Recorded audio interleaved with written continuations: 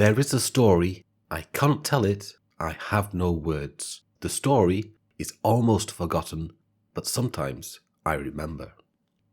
The story concerns 3 men in a house in a street. If I could say the words, I would sing the story. I would whisper it into the ears of women, of mothers. I would run through the streets saying it over and over. My tongue would be torn loose. It would rattle against my teeth. The 3 men are in a room in the house. One is young and dandified. He continually laughs.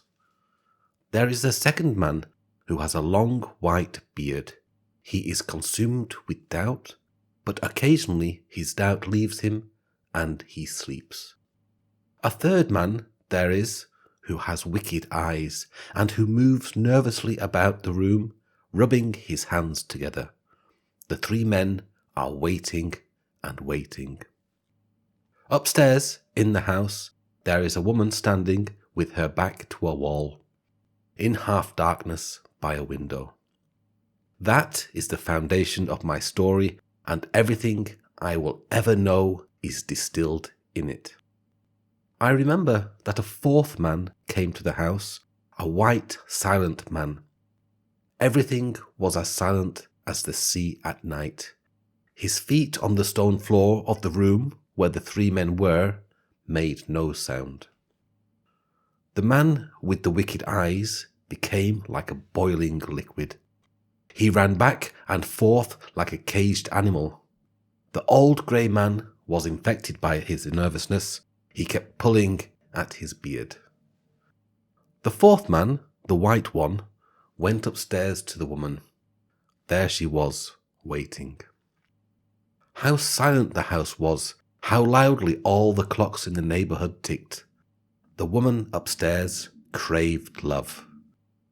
That must have been the story. She hungered for love with her whole being.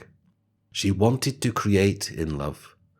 When the white silent man came into her presence, she sprang forward. Her lips were parted.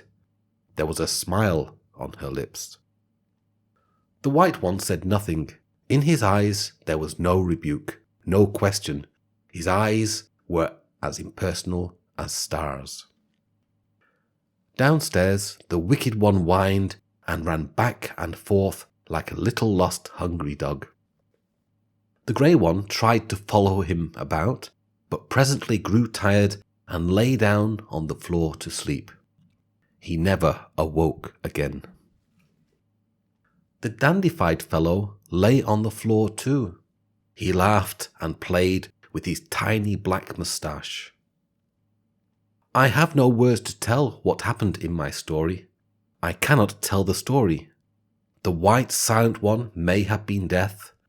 The waiting eager woman may have been life. Both the old grey bearded man and the wicked one puzzled me. I think and think, but cannot understand them.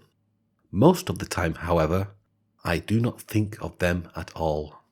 I keep thinking about the dandified man who laughed all through my story. If I could understand him, I could understand everything. I could run through the world telling a wonderful story. I would no longer be dumb. Why was I not given words? Why am I dumb? I have a wonderful story to tell, but know no way to tell it.